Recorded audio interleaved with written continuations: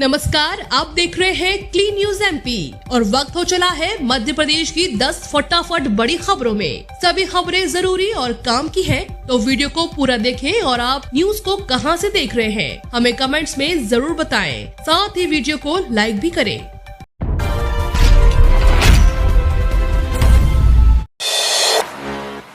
Delhi NIT में faculty सहित 27 पदों पर vacancy. National institute of technology Delhi ने फैकल्टी सहित 27 रिक्त पदों पर भर्ती निकाली है। योग्य कैंडिडेट्स 29 अप्रैल 2022 तक ऑनलाइन आवेदन कर सकते हैं। उम्मीदवारों ने मान्यता प्राप्त संस्थान से बीटेक, इंजीनियरिंग, पीजी और पीएचडी की डिग्री हासिल की हो। सामान्य वर्ग के उम्मीदवारों की आयु 30 से 35 साल के बीच होनी चाहिए, जबकि आरक्षित वर्ग के उम्मीदवारों को सरकारी नियमानुसार आयु सीमा में छूट दी जाएगी। इन पदों पर काम करने के इच्छुक उम्मीदवार ऑफिशियल वेबसाइट www.nitdelhi.ac.in के माध्यम से 24 अप्रैल तक ऑनलाइन मोड में आवेदन कर सकते हैं।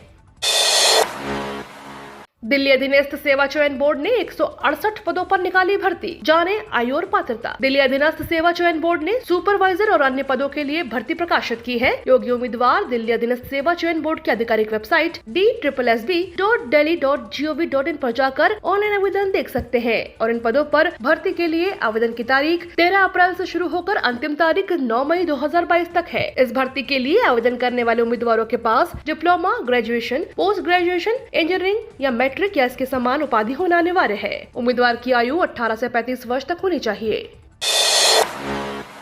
एमपी शासन ने शुरू की नवीन योजना, आमजन को घर बैठे मिलेगा लाभ। मध्य प्रदेश में नवीन योजना की शुरुआत की गई है, जिसका लाभ आम जनता को मिलेगा। राज्य शासन द्वारा इसके लिए अब स्वास्थ्य सेवा को सुदृढ़ करने के साथ ही जन सामान्य को घर पर ही स्वास्थ्य सेवा उपलब्ध कराने के लिए वैद्य आपके द्वार योजना की शुरुआत की गई है। इस योजना को मूर्त रूप देने के साथ साथ इसके क्रियान्वयन के लिए आयुष क्योर ऐप को विकसित किया जा रहा है। इस ऐप के माध्यम से जन सामान्य को घर बैठे ही निःशुल्क लाइव वीडियो कॉल पर चिकित्सा परामर्श लेने की सुविधा मिलेगी। लोग घर बैठे निःशुल्क लाइव वीडियो कॉल पर आयुष चिकित्सा विशेषज्ञ से परामर्श ले सकेंगे। साथ ही ऐप के माध्यम से नागरिक अपने रजिस्ट्रेशन कराकर सुविधा अनुसार आयुर्वेद चिकित्सा पद्धति या फिर यूनानी और होम्योपैथी चिकित्सा पद्धति का चयन कर सकते हैं। अब तक 40,000 लोगों द्वारा इसका लाभ लिया जा रहा है।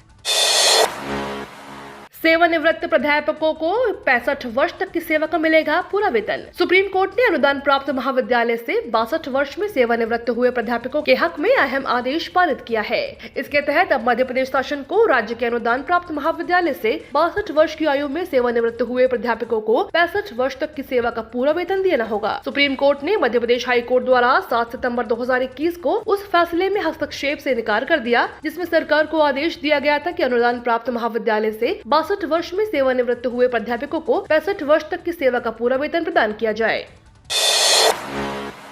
सोमवार को एमपी में होगी स्वास्थ्य मेलों की शुरुआत, हर बीमारी का होगा इलाज। 18 अप्रैल से राज्य के हर ब्लॉक में होगा मेगा हेल्थ कैंप। आप चाहे तो इस हेल्थ कैंप का लाभ उठा सकते हैं। कैंपों में आने वाले मरीजों को किसी भी प्रकार की असुविधा न हो, इसके लिए मरीजों को 5 श्रेणियों में बांटकर उनका इलाज किया जाएगा। स्वास्थ्य विभाग ने ब्लॉक स्तर पर कैंप की तारीख तय कर दी है। हेल्थ कैंप विजिट करने पर सर्वप्रथम आपको रजिस्ट्रेशन काउंटर पर अपना रजिस्ट्रेशन कराना होगा। रजिस्ट्रेशन काउंटर पर मरीज के आधार कार्ड से लिंक मोबाइल नंबर के जरिए रजिस्ट्रेशन कर डिजिटल हेल्थ आईडी जनरेट की जाएगी। पात्रता की जांच के बाद मरीज का आयुष्मान कार्ड बनवा कर दिया जाएगा। इसके बाद मरीज की बीमारी के हिसाब से उसका पर्चा बनाया जाएगा। इसके बाद काउंटर पर मौजूद कर्मी आपको निर्धारित काउंटर पर डॉक्टर के पास ले जाएगा।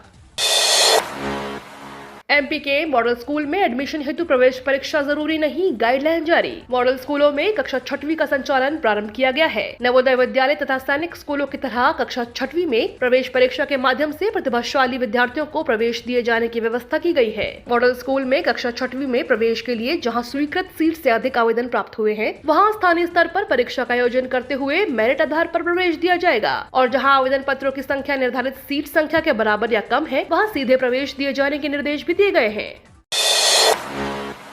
बैंक ऑफ बड़ौदा में नौकरी का मौका, एग्रीकल्चर मार्केटिंग ऑफिसर के 26 पदों पर निकली भर्ती। बैंक ऑफ बड़ौदा ने एग्रीकल्चर मार्केटिंग ऑफिसर के 26 पदों पर वैकेंसी निकाली है। योग्य कैंडिडेट्स बैंक की ऑफिशियल वेबसाइट bankofbaroda.in के जरिए 26 अप्रैल तक ऑनलाइन आवेदन कर सकते हैं। उम्मीदवारों ने मान्यता प्राप्त संस्थान से संबंधित विषय के साथ स्नातक की डिग्री ली हो। विस्तृत जानकारी ऑफिशियल वेबसाइट पर उपलब्ध है। आयु सीमा 25 से 40 साल के बीच होनी चाहिए। कैंडिडेट्स के आवेदन पत्र के आधार पर शॉर्टलिस्ट कर इंटरव्यू के लिए बुलाया जाएगा। आवेदन के लिए सामान्य वर्ग के उम्मीदवारों को शुल्क के रूप में 600 रुपए प्रदान करना होगा।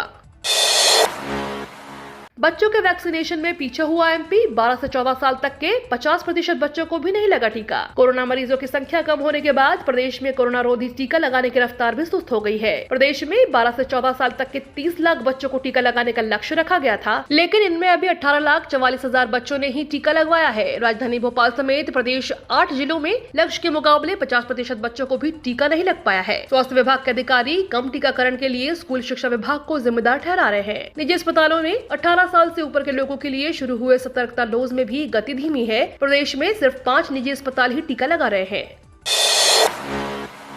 व्हाट्सएप के अब 10 करोड़ यूजर्स कर सकेंगे यूपीआई के जरिए digital transaction. Social media platform WhatsApp अब डिजिटल पेमेंट सुविधा के लिए अब ज्यादा ग्राहकों को जोड़ सकेगा। National payment corporation of India ने व्हाट्सएप को 6 करोड़ एडिशनल यूजर्स को उसके प्लेटफॉर्म के जरिए यूपीआई से जोड़ने की इजाजत दे दी है। इस अप्रूवल के बाद अब व्हाट्सएप अपने 10 करोड़ यूजर्स को यूपीआई से जोड़ सकेगा। जल्द ही व्हाट्सएप के 10 करोड़ यूजर्स यूपीआई के जरिए डिजिटल लेन देन कर सकेंगे।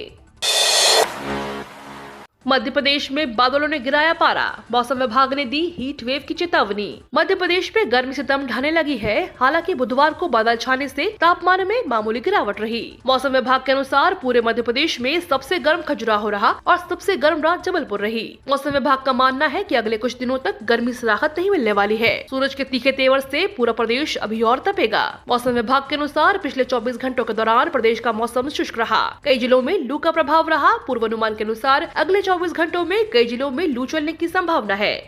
ये तो थी दिन भर की 10 फटाफट बड़ी खबरें। रोजाना ऐसे ही अपडेट रहने के लिए क्लीन न्यूज एमपी को सब्सक्राइब कर बेल आइकन को जरूर दबाएं।